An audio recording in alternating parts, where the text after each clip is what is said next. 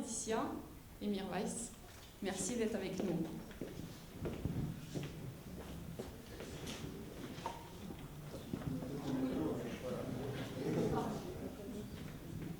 C'est moi qui commence, on a décidé parce que tout est de ma faute sur notre présence ensemble aujourd'hui. En fait, je suis partie d'un constat il y a à peu près un an, enfin ça faisait un petit moment que ça montait, mais je trouvais la production cinématographique extrêmement figée dans sa façon de mettre en œuvre les films. Moi j'ai commencé il y a une quinzaine d'années et les choses ont beaucoup évolué. Ça devenait de plus en plus difficile de faire des films libres, on pourrait dire, c'est-à-dire des films pensés comme pense à un artiste, avec une œuvre. Évidemment, on croit toujours que les artistes ne pensent pas au public, mais oui, moi j'ai la même idée que chaque entreprise qui crée un produit. Moi, mon produit, c'est un film, mais évidemment que j'ai envie qu'il soit lisible et vu. Et, mais garder la pureté de ce geste-là qui est personnel et le cinéma étant principalement financé par la télévision. Et l'évolution de la télévision, Canal+, etc., a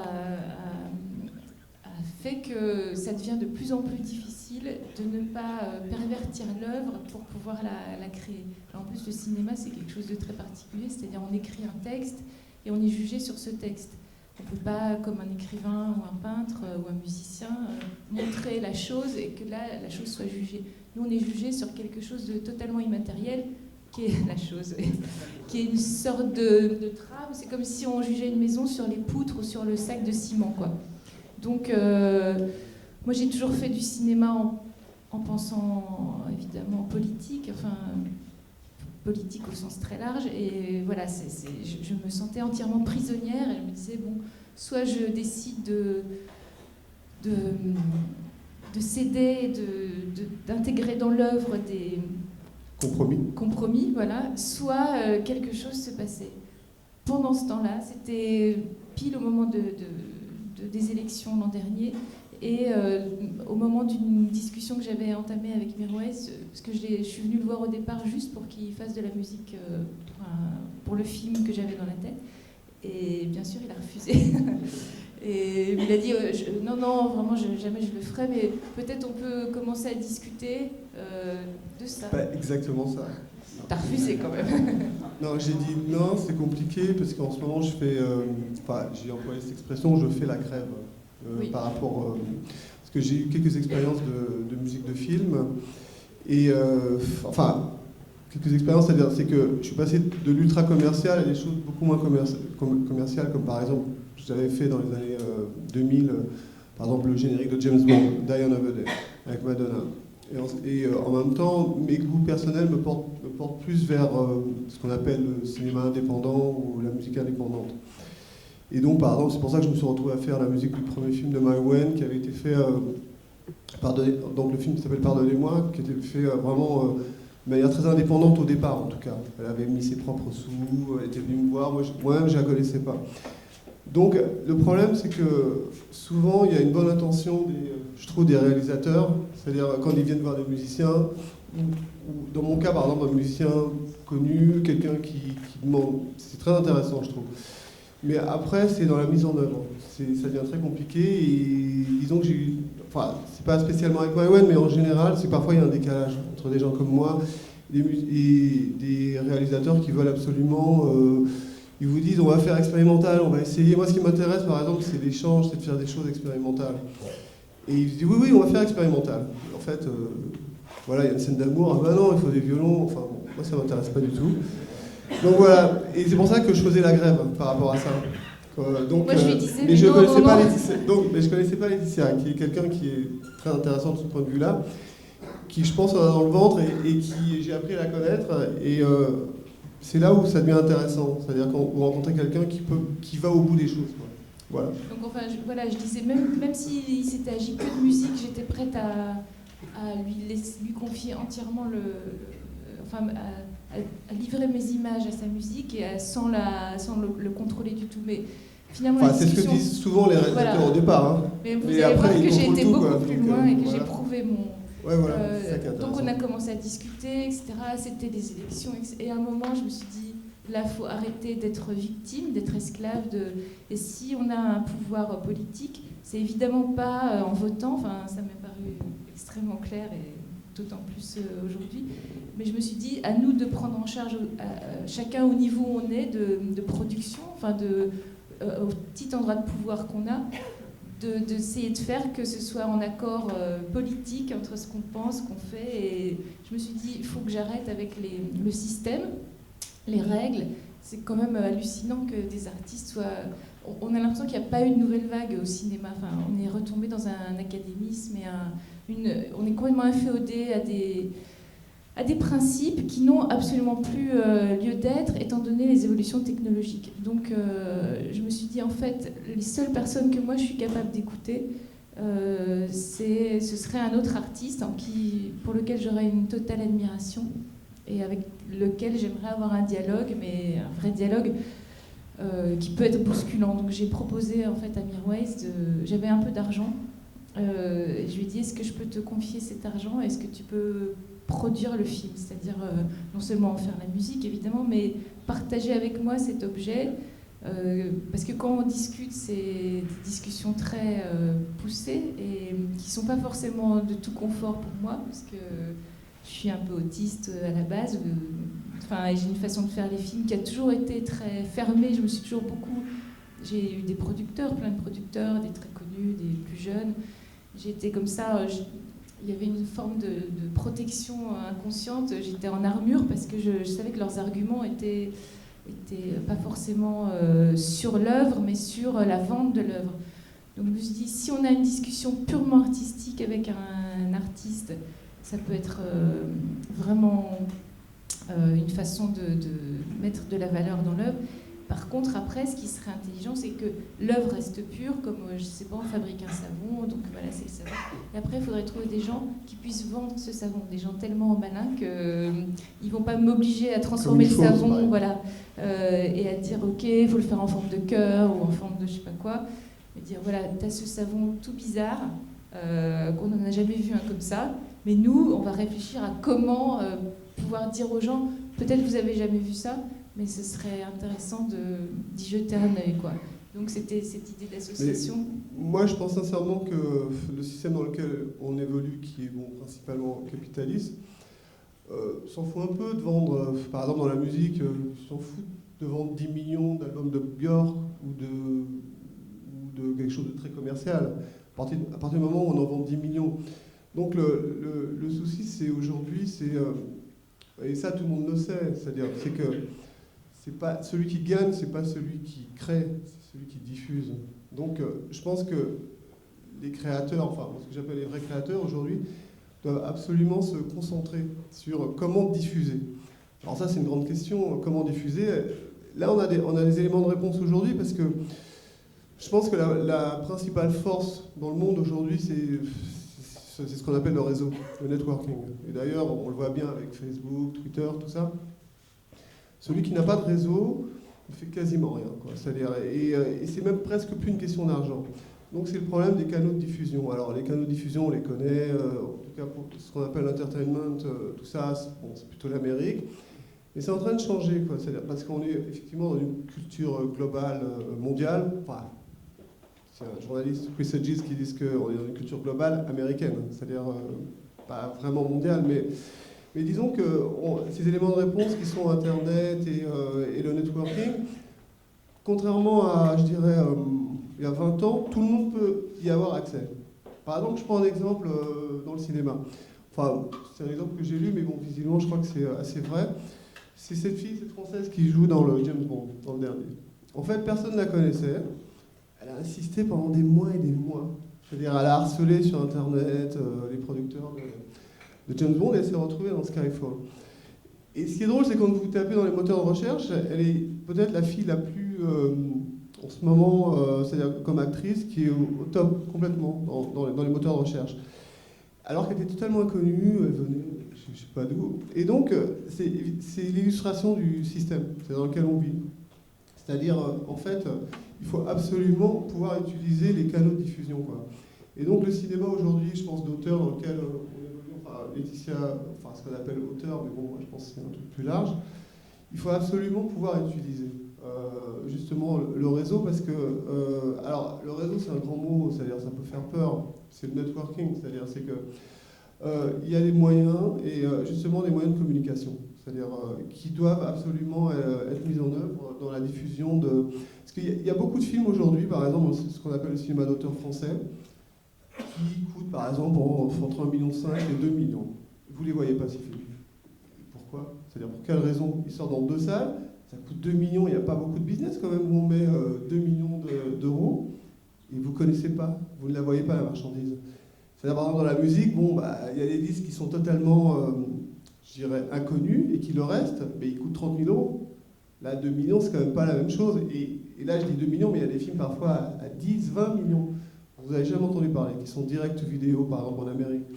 Donc ça, c'est aussi l'illustration qu'il y a quand même un dysfonctionnement, quoi. Et je pense qu'aujourd'hui, il y a des choses à faire avec beaucoup moins d'argent, et ça, on va peut-être un peu en parler, technologiquement.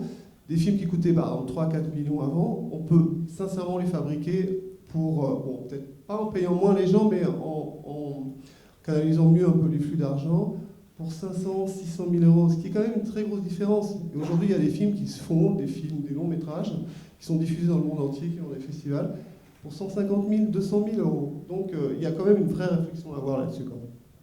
Voilà, et ma réflexion aussi à la base, elle partait de ça, de l'évolution technologique, parce que moi j'ai connu le 16, le 35, enfin l'argentique, et puis la vidéo, et puis le numérique. J'ai vu les outils se simplifier, s'alléger, être de moins en moins chers, et le cinéma s'alourdir,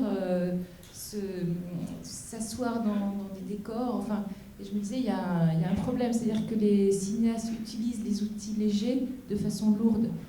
Il y a très très peu de gens qui aujourd'hui font des films avec par exemple plus de lumière du tout, alors que les capteurs sont tellement sensibles que c'est tout à fait possible. Et qui dit lumière, dit matériel, dit coût.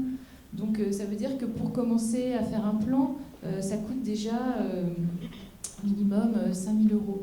Alors que moi je sors un 5D et je peux faire un plan. Donc je me suis dit pourquoi pas faire, pas seulement un plan, mais faire un film de fiction effectivement à un coût, en réinventant la façon de se servir de ces outils. Alors il y a des très jeunes gens qui s'emparent des outils parce que même avec des iPhones, des choses, mais ils sont jeunes et je me dis il n'y a pas de raison que quand on a une sorte de savoir-faire, d'utiliser ce savoir-faire pour upgrader même cette façon d'utiliser les outils. C'est-à-dire pas forcément faire des images un peu bordéliques avec juste purement documentaire, mais faire de la fiction pensée avec des images incroyables. Voilà. Oui, et puis il y a aussi, moi j'appelle la fiction augmentée, c'est-à-dire c'est que jusqu'à présent, une des choses qui a sauvé quand même le cinéma américain et Hollywood, ce sont les effets spéciaux. Ce qu'on appelle les effets spéciaux, c'est-à-dire c'est tous les films, ce qu'on appelle les blockbusters. Si on regarde par exemple ce que coûtait la technologie d'un Star Wars il y a 15 ans, vous pouvez le faire sur un ordinateur à 12 cœurs, sur un Mac quasiment, en prenant du temps, c'est-à-dire évidemment parce qu'eux ils sont à 150 pour aller plus vite. Et c'est ça qui est assez dingue, c'est qu'aujourd'hui cette technologie est en train d'arriver chez nous. C'est-à-dire on peut effectivement avec des gens compétents, ce ne sont plus les machines, c'est techniquement dans 5 ans, les caméras, ou même maintenant quasiment, les caméras qui vont servir à faire des documentaires comme le 5D. 5D encore, c'est un format compressé. Ce qu'on appelle les réels épiques sur lesquels sont tournés par exemple les gros blockbusters américains, valent 20 000 $. C'est-à-dire 20 000 $, bon, il y a certaines caméras qui en valent 8 000. C'est-à-dire dans 5 ans, les les blockbusters ou les documentaires seront filmés avec les mêmes caméras.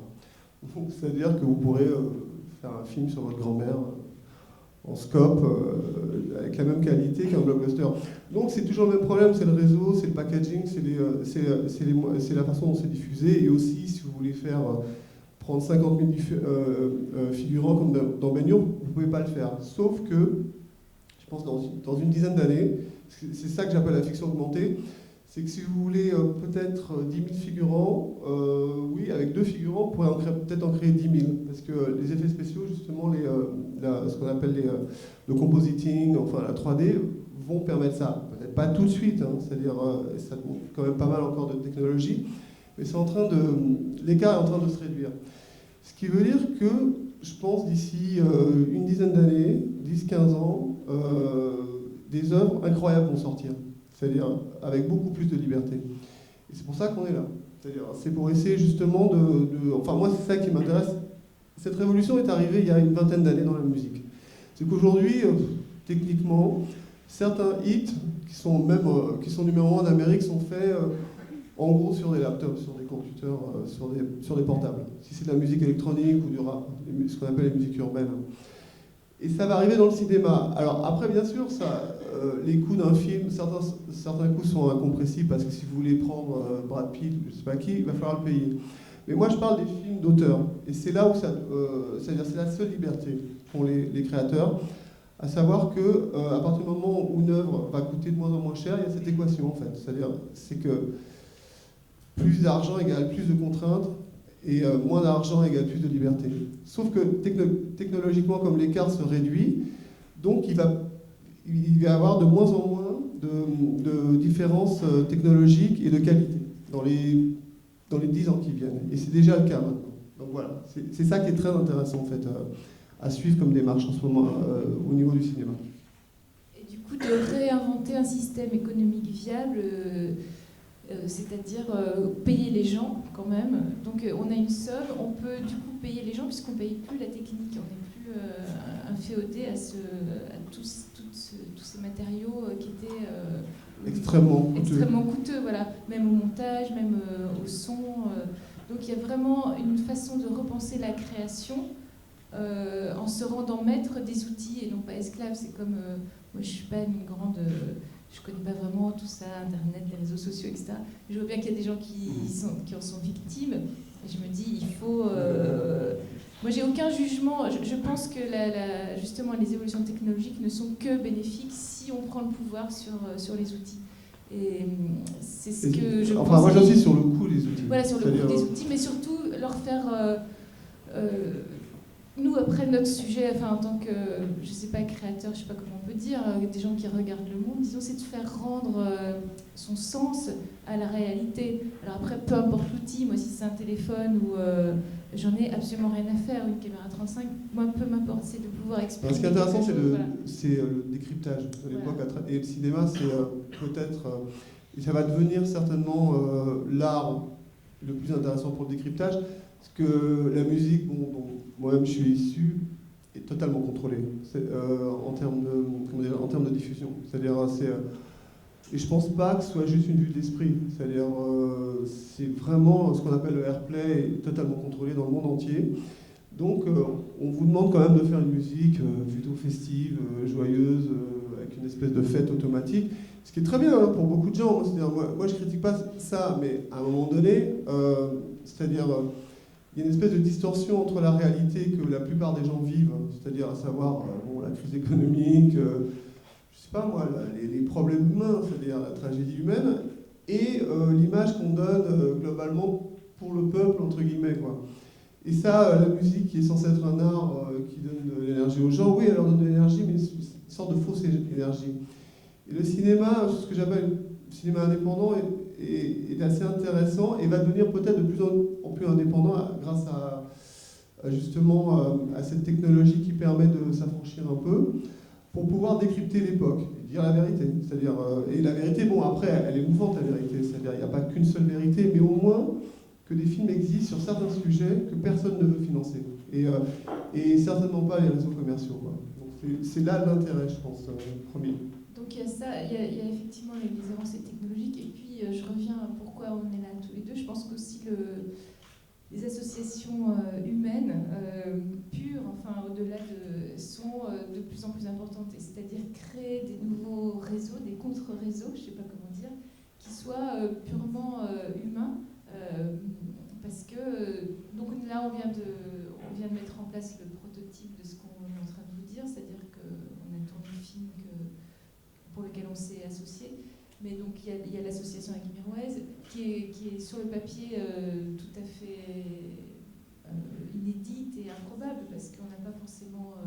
On vient de deux univers différents. Deux univers très différents. J'ai fait la même chose avec les acteurs, c'est-à-dire que d'un coup on a pu refédérer des gens qui en pouvaient plus d'appartenir enfin d'être victimes d'un espèce de système dans lequel ils se retrouvaient plus.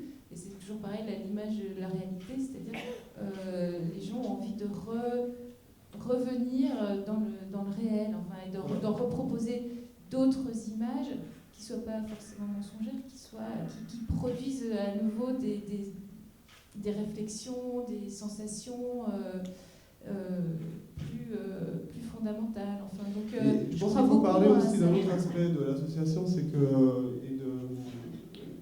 de l'association avec une agence de communication qui s'appelle La Chose, qui je pense c'est assez inédit. C'est que l'idée, c'est-à-dire bien sûr que quand demain il y a un nouveau film à 200 millions de dollars, évidemment qu'il y a des agences de com qui sont là pour teaser un an avant. Dans le cinéma qu'on veut faire avec un système avec beaucoup moins d'argent, c'est Laetitia qui a eu l'idée au départ de vouloir associer une agence de communication sur justement la diffusion. Parce que je reviens à ce que je disais au départ, celui qui gagne, c'est celui qui diffuse, c'est pas celui qui crée, parce qu'on le voit tous les jours. On vit dans un monde, enfin, moi je le dis très franchement, je suis assez cash, on vit dans un monde d'imposteurs. C'est-à-dire, et notamment, l'imposture, je dirais, artistique. C'est-à-dire, aujourd'hui, on voit bien, il y a des gens qui ne sont pas d'accord avec moi, mais l'art contemporain, c'est quand même assez drôle, il y a tout, hein. C'est-à-dire, il y a des gens très bons, mais il y en a des très très mauvais. Hein. C'est-à-dire, et il y a assez peu d'art comme ça, où on crée une plus-value. Moi, je crée, là, je prends un papier, et j'ai un discours, et dans 10 ans, je crée une plus-value ex nihilo comme ça, incroyable, quoi. Ça, c'est très rare, parce que dans l'industrie, qui n'est pas morte, mais enfin, c'est-à-dire vous fabriquez des petits pois et votre marge, elle est comme ça. Hein. C'est-à-dire, vous n'allez pas révolutionner alors que vous ne créez pas de plus-value comme ça. Donc, je reviens donc à la diffusion, c'est-à-dire c'est très très important. Ça ne veut pas dire que sur un film comme on est en train de produire, on veut absolument... on ne va pas avoir la force de frappe de Batman, hein, c'est clair. Le problème n'est pas là. Le problème, c'est qu'il faut qu'ils existent, quitte à pas faire beaucoup d'entrées, autant qu'ils s'inscrivent dans ce que j'appelle moi la pop culture. C'est-à-dire, parce que c'est la pop culture qui a gagné. Alors, vous savez certainement ce que c'est la pop culture, c'est cet ensemble de phénomènes artistiques qui ont pris le dessus sur la culture classique de nos parents et de nos grands-parents, et qui, on peut prendre l'exemple d'Andy Warhol. Andy Warhol a gagné pour le moment contre Van Gogh, sur Van Gogh, c'est-à-dire les cours montent, voilà, c'est-à-dire les gens s'intéressent plus à ça. Et tant mieux, parce qu'on vit dans une époque où on ne va pas tout le temps se tourner sur le passé.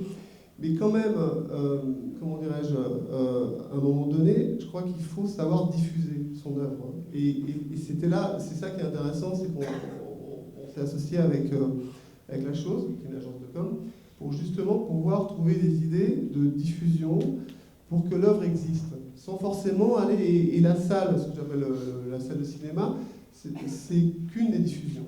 On est en train de chercher d'autres façons. Et puis aussi, justement, dans une des évolutions qui a complètement sclérosé le cinéma, c'est que pour pouvoir faire un film, on a besoin du distributeur. C'est-à-dire, comme le nom l'indique, c'est celui qui diffuse le film entre le producteur et l'exploitant. Les noms sont quand même bien choisis. Et donc les distributeurs aujourd'hui, c'est comme des publicitaires du cinéma qui font l'affiche, qui font les slogans, sauf qu'ils n'étaient pas publicitaires avant. Normalement, ils faisaient juste le lien entre les producteurs et les salles. Donc ils disaient, dans 15 salles, effectivement, ils faisaient une affiche, mais ça avait beaucoup moins de valeur parce qu'il y avait beaucoup moins de de réseaux de communication possible. Donc c'est des gens qui sont à l'ancienne, avec des façons de penser. Quand on voit les affiches de cinéma et tout ça, souvent on est quand même un peu atterré par le côté vieillot de leur façon obsolète, voilà, de communiquer. Et je me disais, moi je trouve que on voit bien la pub, je vais utiliser peut-être des mots qui vont vous hérisser, mais récupère quand même beaucoup mieux la création contemporaine et beaucoup plus dans un espèce de... En phase avec l'époque. Plus en phase avec l'époque, voilà. Donc je me disais, quand même c'est bizarre que même graphiquement, il y a un vrai gouffre. Moi j'ai vu des séances avec des distributeurs, des séances d'affiches, c'était fascinant, quoi. On proposait 15 affiches toutes plus... Nul, oui, enfin, et surtout esthétiquement décalées de mon projet. Et donc je me disais, il y a déjà un mensonge. Tu parlais de l'imposteur, voilà. Je me disais, moi j'en ai marre de mentir, quoi. C'est-à-dire que je peux pas vendre. Par contre, si on... l'idée que c'était plus du tout contemporain, moi j'essaye de faire des films qui racontent mon époque, avec ma vision à moi, mais... Donc voilà, je pensais que c'était intéressant de s'adresser à des gens dont c'est le vrai métier et qui ne vont pas essayer, comme je disais, de vous dire au départ, ah non, ne prends pas tel et tel acteur, prends plutôt... C'est-à-dire les distributeurs de cinéma, c'est trop facile pour eux, parce qu'ils vous obligent à prendre des acteurs super connus. Enfin, ils mettent dans l'œuvre tous les points d'accroche de la diffusion et de la séduction publicitaire. Non, normalement il y a l'objet et puis après il y a le chemin à faire pour de cet objet-là voilà, sortir l'essence de ce qui pourrait intéresser les gens et jouer avec ça, quoi. Je trouve que c'est plus du tout un jeu, c'est des gens terrorisés. Ceci dit, je comprends qu'on soit terrorisé. Moi-même, j'ai failli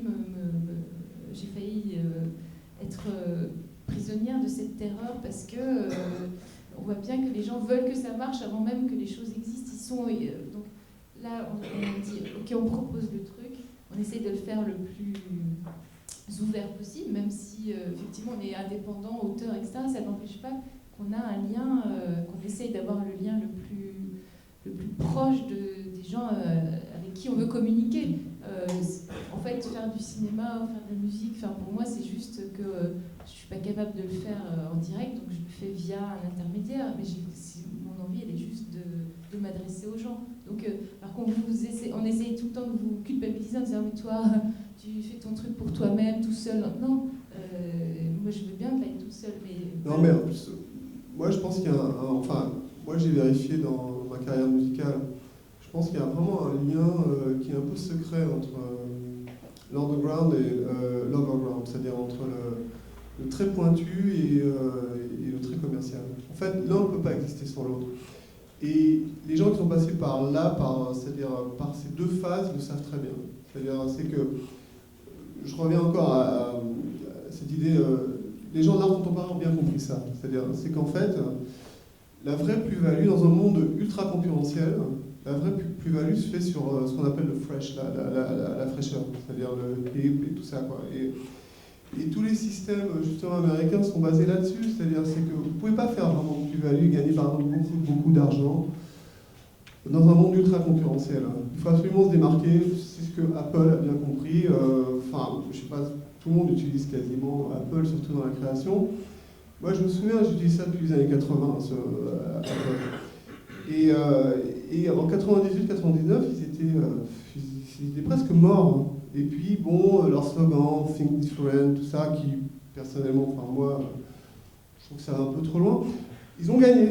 C'est-à-dire, ils ont gagné parce que, en fait, on vit dans un monde où l'establishment, c'est plus les vieux, c'est plus Georges Pompidou, quoi. C'est fini tout ça, quoi. C'est-à-dire, on est dans... c'est Steve Jobs qui a gagné. Et donc, le New Establishment, c'est eux. Sauf qu'aujourd'hui, le problème, c'est qu'on a remplacé un système par un autre. C'est toujours la même chose. C'est là le problème de la révolution. Parce que si vous voyez bien le sens du mot révolution, ça revient sur lui-même, quoi. Donc moi, je pense que la chose la plus intéressante à faire artistiquement en général, c'est de créer ses propres situations. Donc, je ne sais pas s'il y a des gens, si vous connaissez un peu le situationnisme. Enfin, je ne suis pas vraiment situationniste, mais je trouve intéressant la création de situations. C'est-à-dire, et la création de zones de liberté qui seront de toute façon plus ou moins temporaires. C'est-à-dire, c'est que ce qu'on essaie de faire là, tous les deux, est-ce que ça marchera pas, on ne sait pas. En tout cas, on le fait. Mais moi, j'ai l'impression de créer une zone de liberté, en tout cas artistique, surtout avec la technologie en plus, qui permet ça.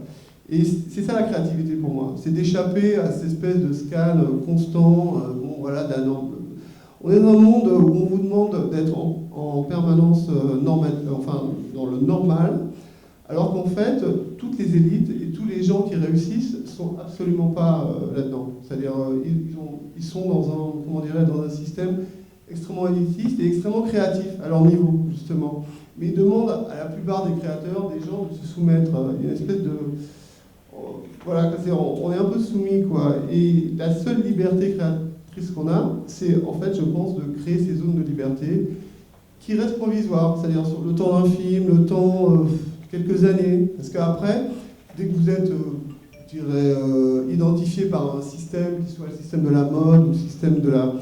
L'argent se fait à ce moment-là. Après, c'est au choix du créateur. C'est-à-dire qu'une fois que vous avez créé votre identité, il y a deux choix possibles. C'est-à-dire, c'est où vous décidez de creuser le sillon, et là, vous commencez à faire beaucoup d'argent, et je reviens à ce que je disais. C'est-à-dire qu'il y a ce lien secret entre le 13P, la créativité, et le capital, je dirais, le grand commerce. Et il y a d'autres créateurs, moi je suis entre les deux, c'est-à-dire, moi j'aime bien les deux, c'est-à-dire, c'est que je trouve que c'est intéressant de naviguer, c'est le mouvement qui est intéressant. De rester figé dans une stature purement spécialisée, indépendante, c'est un peu ennuyeux, et artistiquement en tout cas, et très commercial aussi. Et donc le mouvement est très intéressant.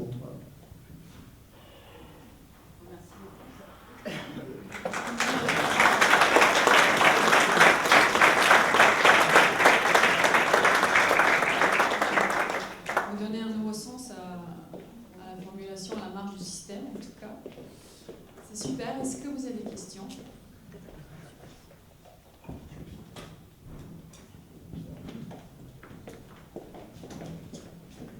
Moi, j'ai pas de questions, mais j'ai plutôt une réponse en fait. Parce que je suis aussi productrice et je travaille sur ces questions-là, en particulier sur la VOD. La VOD, sur justement des nouveaux canaux de diffusion par VOD pour les films. Dans l'esprit de ce que vous venez de décrire, comme les films de Quentin Dupieux, par exemple, enfin, tous ces gens-là. Voilà, donc peut-être on peut en parler après, si ça vous intéresse. Non, mais c'est une réflexion, ce que vous dites est tout à fait vrai, quoi. Moi, d'un autre côté, je travaille sur un projet de festival de films qui n'ont pas de distributeur, puisque justement, cette articulation du distributeur est extrêmement difficile pour plein de réalisateurs. Et c'est vrai qu'il y a une nouvelle génération qui arrive et qui fait des films sans distributeur, parce qu'ils ne peuvent pas attendre 3 ans, 4 ans, 5 ans. Ce qu'il faut dire aussi, c'est que c'est des années d'attente. C'est un sujet qu'on n'a pas abordé, mais qui est primordial, parce qu'on n'avait pas vraiment le temps, on pourrait parler pendant des heures. Ça suffit, il faut arrêter d'attendre 5 ans pour un film. Des gens attendent parfois 10 ans, parce que vous faites votre premier film vers 28 ans, vous mettez toute votre vie. Ensuite, si ça ne marche pas, ce qui arrive très souvent, vous mettez 10 ans, vous arrivez à 38 ans, mais c'est pas possible. C'est pas viable, c'est pas viable. Pas avec les indés aujourd'hui, pas avec les caméras. Prenez l'iPhone, je sais pas, faites quelque chose. Mais c'est ça, c'est la question, c'est ça. Et le problème, c'est la diffusion, c'est toujours le même problème. On les voit apparaître, les nouveaux. Par exemple, Rengaine, le film qui est sorti la semaine dernière, a été fait comme ça. Il a trouvé un distributeur à Cannes, mais il était déjà réalisé. Donc il y a... Oui, il a mis 9 ans à le faire parce qu'il l'a fait avec des ficelles, etc. et qu'il fallait financer. Il faut quand même... Voilà, il faut vivre, il faut arriver à bouffer, quoi. Littéralement, c'est ça la question des artistes maintenant. Donc, voilà. D'où le problème de l'imposture. Oui. Parce que si les gens n'arrivent pas, si les artistes, ce que j'appelle les vrais artistes, n'arrivent pas à vivre, c'est qu'il y a d'autres artistes, quand même. Parce que la société a besoin d'artistes. C'est-à-dire, on en voit, c'est comme la musique. La musique... qu'elle soit bonne ou mauvaise, les gens aiment la musique, en veulent. Donc pourquoi il y a plus de mauvaise musique que de bonne musique dans les charts? C'est là la vraie question. C'est-à-dire, et c'est parce qu'il y a un problème d'imposture. C'est-à-dire, c'est qu'aujourd'hui, il y a 30 ans encore, Les jeunes, bon, bah, pour des raisons sociales et historiques, je sais pas, leur métier de prédilection, c'était d'autres métiers. Aujourd'hui, tout le monde veut faire de l'art. Parce que vous pouvez arriver, c'est un des rares métiers où vous arrivez, vous n'avez aucune... enfin, vous êtes juste un bon DA, vous avez une bonne vision des choses et un bon réseau, et vous devenez artiste. Et ça, c'est un problème, quoi. Oui, ça fait partie des dérives du système, c'est-à-dire qu'on a mis l'artiste comme si c'était maintenant le seul, comme si c'était une plus-value d'être artiste, alors que pas du tout, l'artiste il a un rôle dans la société qui est quand même celui d'interroger, il n'est pas, il n'est pas censé être au centre ni dans l'establishment, c'est-à-dire que l'artiste n'est pas mieux que le boucher, il a juste un autre rôle et il n'a pas à être mieux payé, à être le plus... Voilà, donc, et il a un devoir de subversion. Alors qu'aujourd'hui, être artiste ou être cinéaste, c'est quand même devenu... Pas un artiste normatif maintenant, c'est-à-dire... Voilà. Donc moi, c'est ça aussi que... C'est-à-dire, je trouve ça normal, je ne me plains pas du tout que ce soit compliqué ou difficile, ou effectivement le système résiste. C'est la base, puisque je suis là pour l'interroger, pour le questionner, et même pour le faire exploser parfois. Donc ça me paraît... mais en même temps, il y a une espèce de puissance... Comme il y a plein de faux artistes ou que l'artiste est mis au centre comme une espèce de petite chose à protéger, on se fait presque endormir, anesthésier. C'est-à-dire que moi je suis d'une génération de cinéastes, je les regarde, ils vivent comme vivaient leurs parents, c'est-à-dire c'est la bourgeoisie, quoi. Et je me dis, c'est pas une question d'âge, on ne doit pas être piégé par ce truc de confort, on n'est pas là pour ça, c'est pas notre rôle. On doit être tout le temps en mouvement, comme disait Murez, à interroger et à être en danger. Donc, et il y a ce risque, comme aujourd'hui ça fait bien d'être artiste, effectivement les parents disent « Ah mais c'est bien, tu veux faire des films ». Moi à mon époque, on m'a pas dit « C'est super », on m'a dit « Non, tu prends d'abord un travail et puis après tu vois si tu as quelque chose à dire ». Donc il y a une sorte de piège dans l'idée de l'artiste qui fait que tous les gens sont un peu endormis finalement, et puis il y a la mise en valeur de l'artiste aussi dans les médias, et avant on ne voyait pas la tête des écrivains, on ne voyait pas vraiment la tête des cinéastes, on pouvait les interroger, faire des entretiens, mais qu'est-ce qu'on s'en fout d'être en couverture duel. Mais vous voyez ce que je veux dire, il y a une sorte de dérive de là-dessus. Oui. C'est là tout le problème. Non mais c'est un vrai piège, moi je l'ai vu, il y a des tentations d'être comme ça, d'en être, de faire partie, d'être... C'est le problème du passe-droit, du privilège, parce que bon, moi je suis passé par là, et c'est vrai... Enfin, moi les gens ne connaissent pas ma tête en général, donc moi j'ai personnellement tout fait pour ça. Ce qui fait que je vais dans un restaurant, j'ai pas la meilleure table, loin de là, hein, c'est-à-dire... ouais. Non, ça je ne mangerai pas parce que je ne tiens pas. Mais je connais beaucoup de gens, enfin, pas seulement de gens connus. Bon, bah voilà, la vie est très simple. Et les gens maintenant se battent pour ça. Comme dans le cinéma, bon, bah voilà, c'est assez connu. Beaucoup de gens se battent pour ce qu'on appelle le off. C'est-à-dire la plus grosse caravane, le truc, machin, si tel acteur. Bon, ça, c'est du passé. C'est-à-dire, moi, là, je parle du cinéma d'auteur. Hein. Attention, hein, parce que le cinéma commercial, c'est encore autre chose.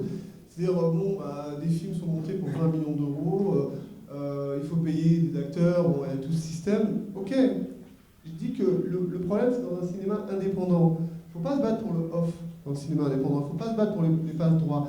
À la limite, faites des films, des très bons films, et peut-être, à un moment donné, vous aurez ce moment où les choses peuvent basculer pour vous. Vous décidez d'aller dans le plus commercial, mais au moins créer votre identité. Et c'est ça, la création pour moi, c'est ça. C'est-à-dire, commencez par créer votre identité. Si vous voulez faire de l'argent, vous aurez peut-être la possibilité plus tard. Et là, vous faites un choix. Il y a des gens qui... Et moi, à la limite, ce choix-là, bon, bah, quand des gens basculent vers le tout commercial, moi, je trouve ça pas super, mais pourquoi pas, si c'est assumé. Mais souvent, c'est pas assumé, parce que les artistes veulent le beurre, l'argent du beurre. Donc, et après, il y a des pays comme la France, vous faites une chose il y a 30 ans, et vous êtes encore crédité pour ça 30 ans après. Donc, et d'où le problème de la nouvelle vague dans le cinéma. Parce que la nouvelle vague, c'était en 1960, c'était 50 ans. Et on en parle encore. Et moi, une nouvelle vague, c'est fini ça. Sauf qu'elle a été entièrement absorbée par le vieil océan, c'est-à-dire qu'ils ont complètement intégré ça s'est canonisé, effectivement, mais Godard est le premier à s'en plaindre. Enfin, que les gens ne vont plus du tout voir ces films. Et se gargarise de son nom. Voilà. Mais Mais le cinéma n'en a pas gardé la mémoire. C'est-à-dire que la grammaire du cinéma est repartie comme avant, c'est-à-dire inféodée à celle de la narration littéraire. Il y a très peu de gens qui utilisent l'outil cinéma comme c'est des images et des sons. Et justement, on parlait de la musique, on peut revenir là-dessus, c'est-à-dire qu'il y a des codes, donc la musique doit être là et là, de telle façon dans le cinéma. Non, il n'y a pas de code, tout est à inventer et il peut y avoir, là c'est ce qu'on va essayer de faire, c'est-à-dire que moi j'essaie de faire une proposition d'image à Mirwais et lui il va faire une proposition de son, mais la musique va complètement faire exploser l'image. Ça fait un peu idéal comme ça fait un peu hippie. Je te donne du son, enfin l'image, mais c'est plus complexe que ça en fait. On a des discussions très violentes et tout ça, c'est ça qui est bien. Parfois pas d'accord. Et c'est là où ça devient intéressant, c'est-à-dire que c'est justement, c'est à un moment donné il faut une confiance mutuelle quoi. Et on essaie d'aller un peu plus loin et surtout d'intégrer les outils de l'époque. C'est ça qui nous intéresse. C'est-à-dire et surtout d'aller vite. Voilà. On a essayé de faire quoi? C'est-à-dire en mai, on a tourné, là le shooting est quasi terminé. C'est en montage et si on peut faire ça en 1 an, voilà. C'est-à-dire après il aura le destin qu'il aura ce film, j'espère. Très bon destin, mais ce que je veux dire, c'est qu'il ne faut pas perdre de temps, parce que c'est pas éternel. C'est que c'est moi qui étais la plus rapide là, sur ce coup-là. J'ai essayé d'entraîner. Voilà, il faisait un peu la grève, j'ai entraîné. Mais j'aimerais aussi que prouver, c'est vraiment aussi une sorte de préciser une chose, c'est-à-dire on s'est vu pendant 1 an, c'est-à-dire avant on se voyait régulièrement, c'est souvent le vendredi. Et moi je te disais quand même, pendant 1 an, mais je disais, parce que tu cherchais quand même un financement un peu supérieur à ce qu'on a eu là. Et je te disais, mais pourquoi tu vas essayer de trouver de l'argent, en tout cas pour faire un film, hein. Je ne parle pas pour vivre, ça c'est encore autre chose. Quand vous êtes précaire, vous avez besoin d'argent, c'est normal d'aller chercher de l'argent pour vivre. Mais là c'était pour fabriquer le film, alors tu peux le faire pour moins. Je te l'ai quand même dit pendant 1 an. Je te disais, et tu iras plus vite, Non mais c'est vrai qu'on écrit, le film coûte un certain...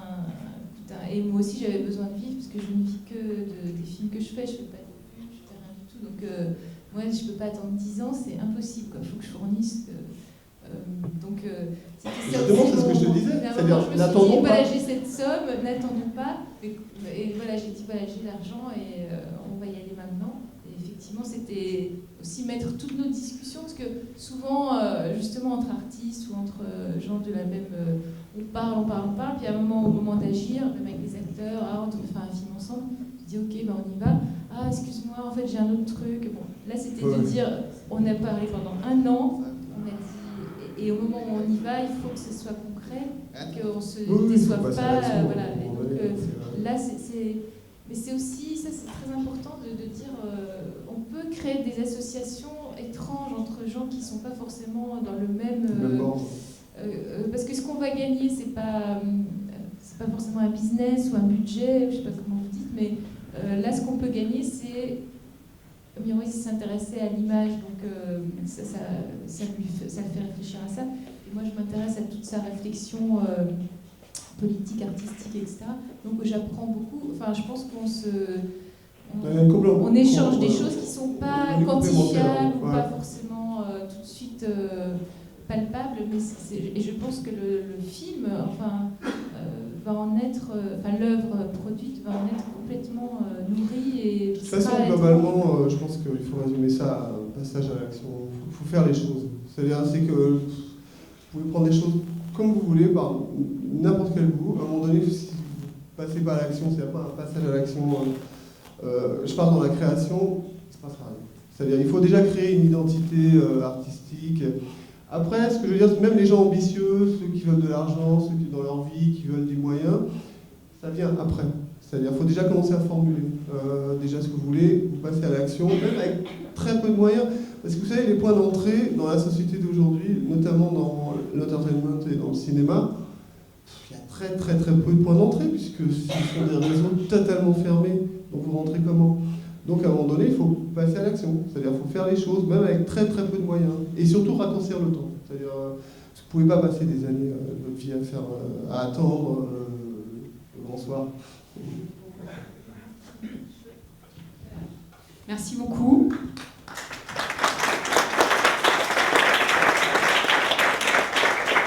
On va finir la partie micro de la rencontre. Donc on va vous laisser prendre le café et parler à Laetitia et Mirwais de façon plus proche, intime. Comme mot de la fin, je pense que c'est parfait. Donc, jeunes créatifs, passez, pas moins jeunes, passez à l'action, créez votre identité, et puis après, le reste viendra. Merci d'être là. Merci Laetitia, merci Mirwais. Prenez un café.